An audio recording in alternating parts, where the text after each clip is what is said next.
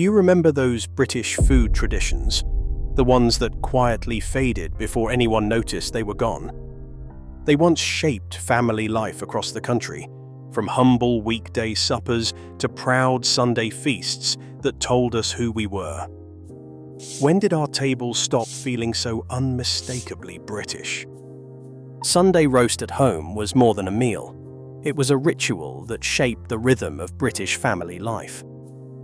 Every Sunday afternoon, the scent of roasting beef, potatoes, and Yorkshire pudding filled homes, signaling a pause from the week's noise. The whole family gathered around the table, often dressed in their Sunday best, waiting for that first satisfying slice of beef with gravy poured thick over it. It was a moment of pride for the cook and comfort for everyone else, a feast that said, "We made it through another week." The roast itself might change, sometimes chicken, sometimes lamb, but the feeling never did. It was the one day when time seemed to slow and people remembered what it felt like to be together. Today, takeaways and microwave dinners have replaced that tradition, and the sound of a carving knife on a wooden board is rare. When did we stop giving our Sundays to each other? High tea at home once stood as the most elegant form of everyday indulgence. Between 4 and 6 in the evening, it was the perfect bridge between lunch and supper, a comforting ritual that promised something sweet, something savory, and always something shared. The table would be set with china cups, small plates, and a proper teapot steaming with strong brew. Scones, cold meats, jam sandwiches, and sponge cakes turned the simplest kitchen into a small celebration. For working families, it was both practical and beautiful, a moment of rest at the end of a long day. Children learned their manners here, parents traded stories, and everyone left the table a little lighter in spirit. But as lives grew busier and fast food replaced ceremony, the daily rhythm of tea faded. Maybe what we lost was not the tea itself, but the pause that came with it.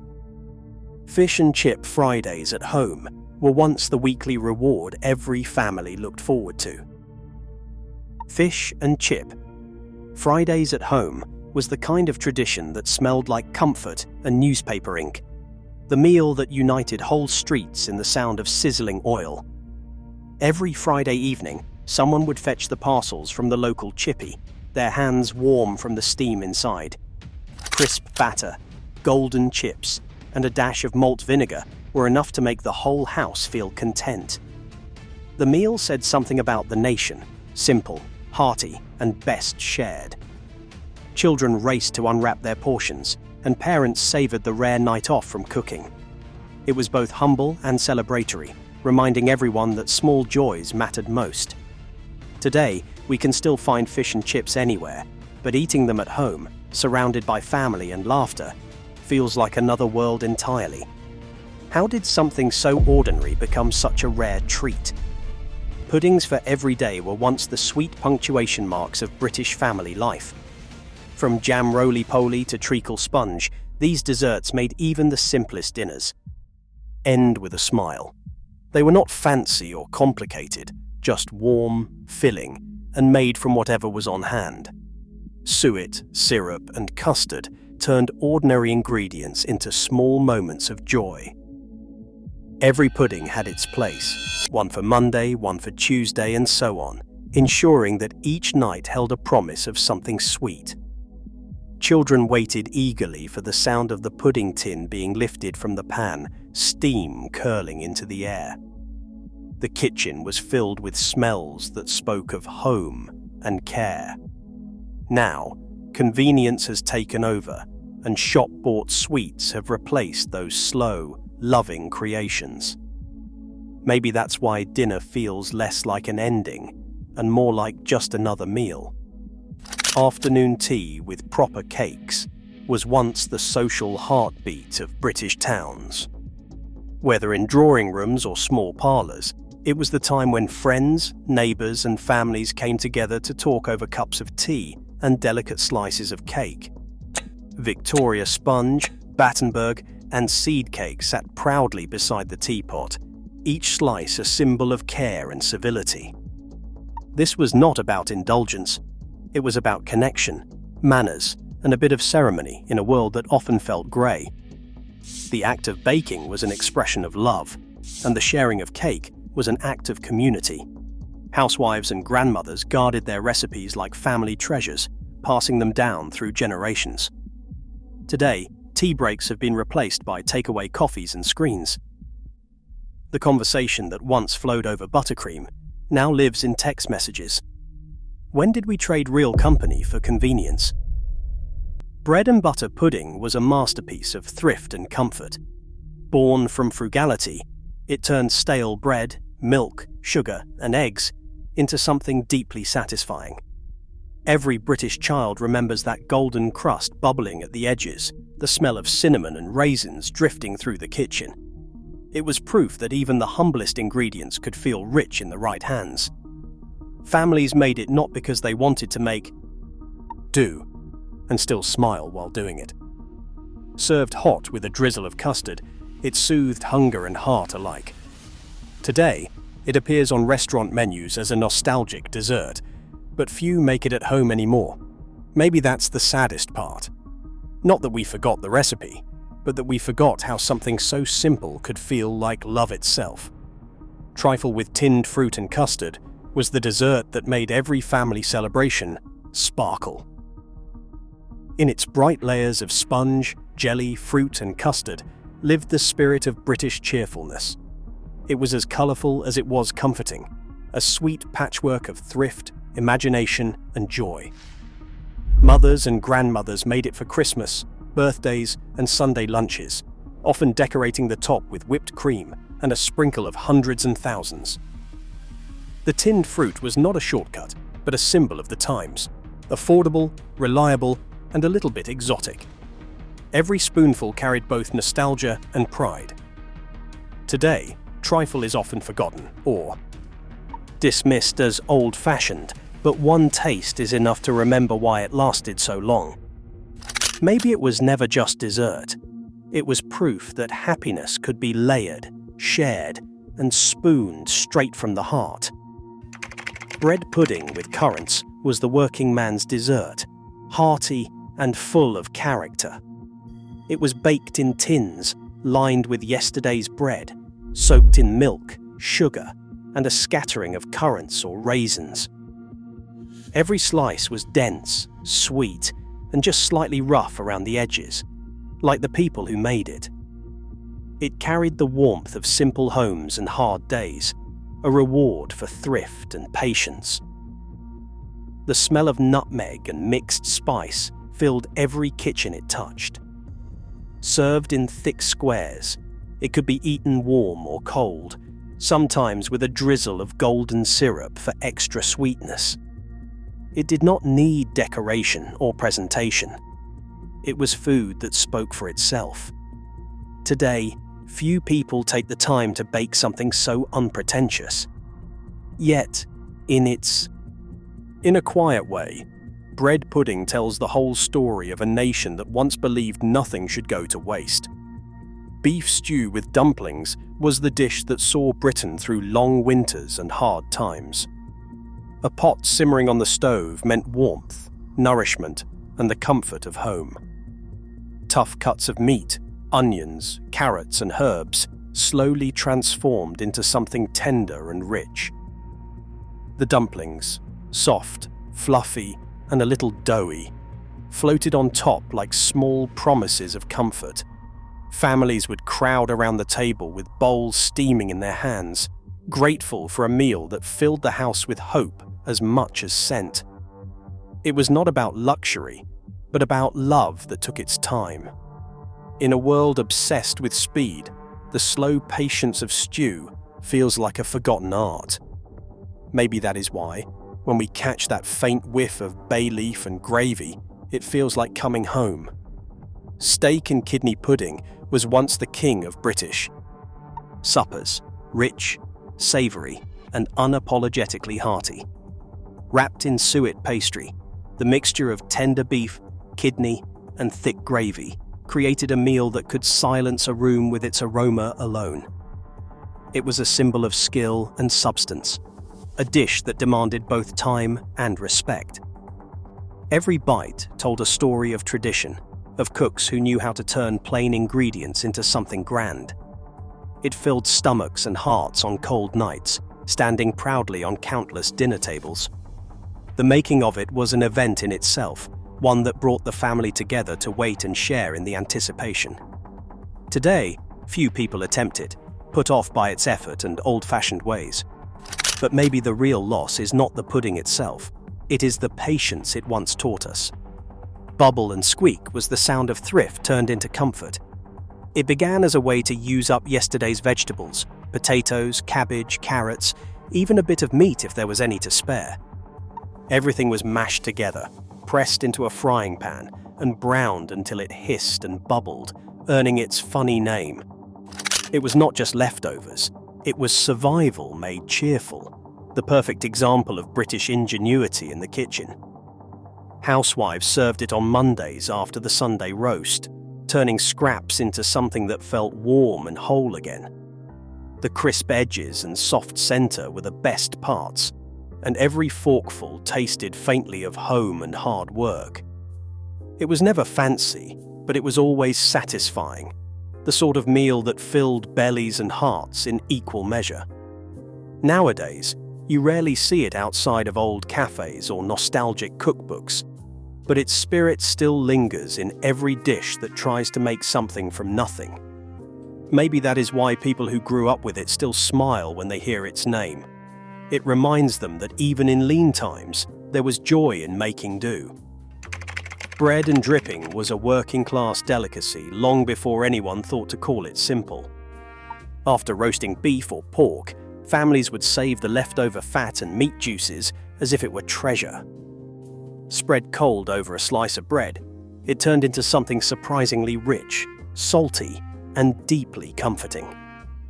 It was the poor man's butter, but to many, it tasted far better. The jelly layer that settled at the bottom was often the prize, packed with flavor and memory. For miners, factory workers, and children alike.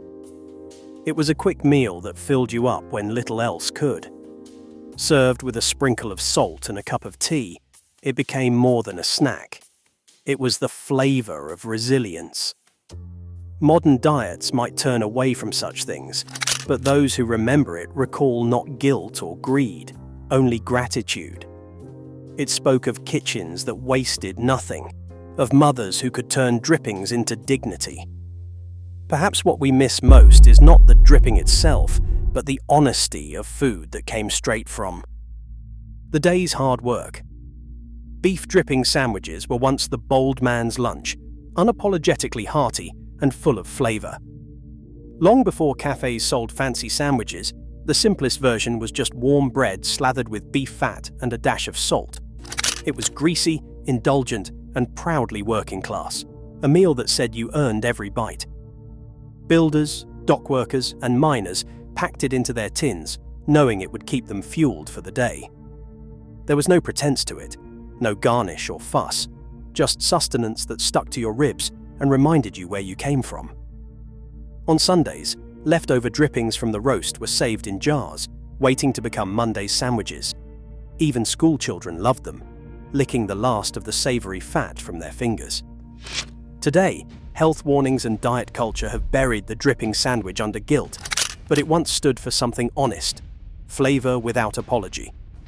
The memory of that first bite, warm and melting, still lingers for those who grew up when food was meant to fill, not impress. Liver and onions was one of those dinners that split the family down the middle.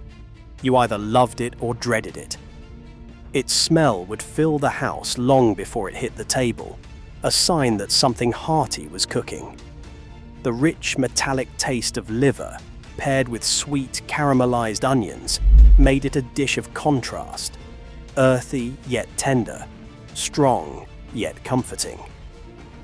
It was a staple in post-war Britain, cheap, nutritious, and reliable when meat was scarce. Mothers swore by its health benefits, especially for children who needed iron, though few were convinced at first bite. Served with mashed potatoes and thick gravy, it became a symbol of no-nonsense home cooking. The flavor could be intense, but that was part of its character. A meal that did not try to please everyone, just those who understood it. Today, liver rarely appears outside of old pubs or school canteens, and the idea of eating it seems almost foreign. Yet for many, the taste of liver and onions still brings back the warmth of family kitchens and the unspoken pride of making something nourishing from so little. Black pudding with breakfast was once the measure of a proper British fry-up. It was thick, dark, and unmistakably rich, a slice of history on every plate. Made from pork blood, fat, and oatmeal, it was the kind of food that turned waste into wonder. Each bite was earthy, savory, and deeply satisfying, grounding the morning in something primal and real. It started in the northern towns and spread across the country, becoming a beloved part of breakfast tables from Manchester to Cornwall. Farmers and labourers swore by it for its energy, while travellers found comfort in its familiar taste wherever they went. It was proof that British cooking, though plain to some, carried wisdom in every recipe. Nowadays, it is often replaced by bacon or sausage, its reputation dulled by changing tastes. But one forkful of good black pudding reminds you that breakfast used to be about strength, not ceremony. And maybe that is why, when you find it done right, it still feels like coming home. Kippers for breakfast were once the scent of seaside mornings and slow Sundays. Smoky, salty, and golden, these split herrings were the pride of British breakfasts long before cereal took over. They spoke of fisherman's skill and coastal tradition, a taste both humble and grand. Served with buttered toast, eggs, and strong tea, they brought warmth to foggy mornings and made even the simplest home feel close to the sea. Housewives bought them by the dozen, wrapped in paper, their rich aroma filling every corner of the kitchen. In the post-war years, kippers were affordable protein, a taste of luxury within reach of everyone. But as cooking smells fell out of fashion and mornings grew rushed, their place on the breakfast table slowly vanished. Today, few people bother with the smoky ritual, yet one whiff can still take you back to a time when breakfast meant something real. Maybe we stopped eating kippers, not because they changed, but because we did. Ploughman's lunch was the pub meal that carried the spirit of the countryside on a wooden board. It was simple, honest fare. Thick-cut bread, sharp cheddar, pickles, and sometimes a slice of ham or cold pork pie. It was the working man's midday reward, born from fields and farmhouses, not kitchens or menus. Served with a pint of ale, it was less about presentation and more about satisfaction. Every item told a story: bread from the baker, cheese from the dairy, and pickles made by hand at home. It was rustic, nourishing, and proudly British. When pubs began to modernise, the Ploughman's was marketed as nostalgia on a plate, a taste of simpler times. But what began as genuine working food slowly became a trend, losing its place in everyday life.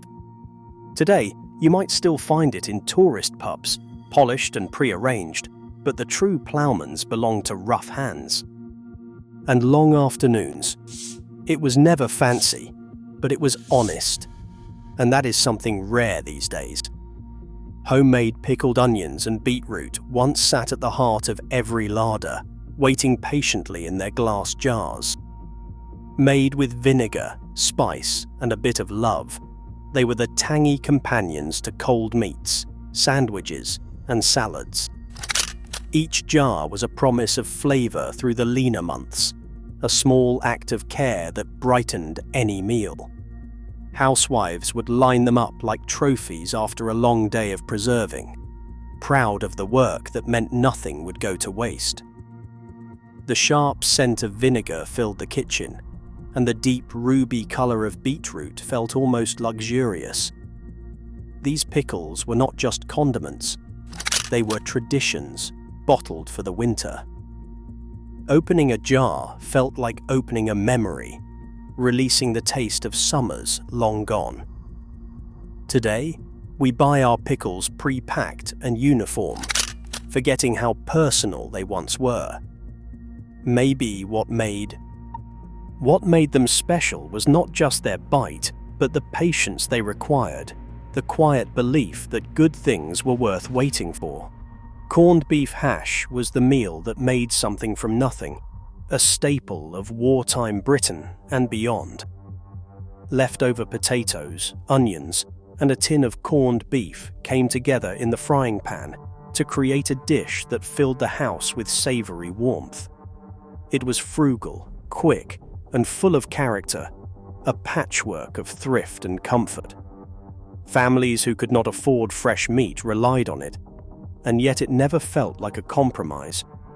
Crisp edges, soft centers, and the familiar sizzle in the pan gave it a charm all its own. It was food for people who worked hard and needed to be fed, not impressed. Every bite carried the taste of making do and doing it well. Even long after rationing ended, corned beef hash stayed on the menu, not out of need, but out of fondness. Today, it has mostly disappeared from the dinner table, replaced by faster meals and flashier names.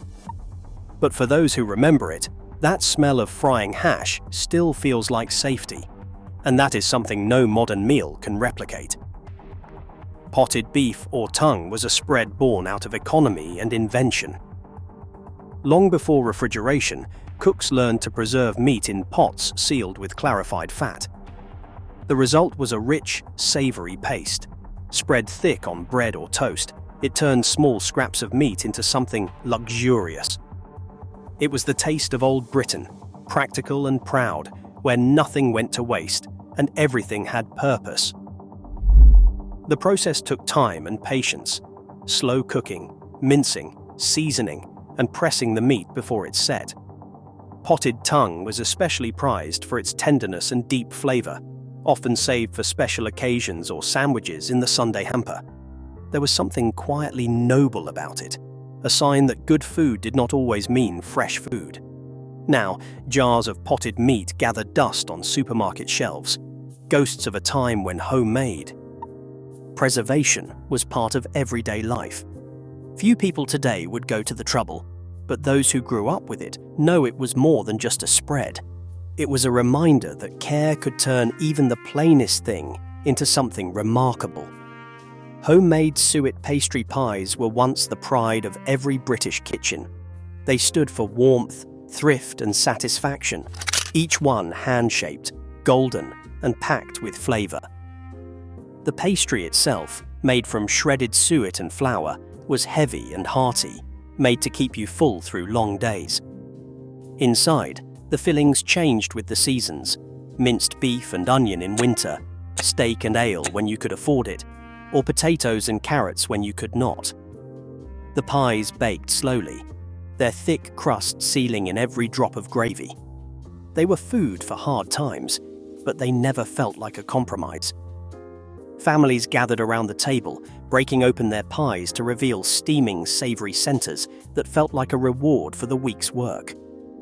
Today, most pies come frozen, uniform, and easy, but they lack the heart of the ones made by hand. Those suet pies were not just dinner, they were proof of care in the smallest details. Baked apples with custard were the sweet sigh at the end of many British meals. Simple to make and endlessly comforting, they filled homes with the scent of cinnamon and warmth. For many families, this was the dessert that turned an ordinary evening into a small celebration, the kind that needed no occasion at all. Grandmothers passed down their baking tricks with a wink, claiming the secret lay not in the ingredients, but in the patience. Apples were cored, stuffed with sugar, butter, and sometimes a few raisins, then baked until soft and caramelized.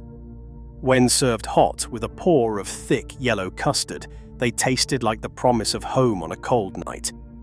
This dessert was frugal but elegant, a reminder that sweetness did not need extravagance.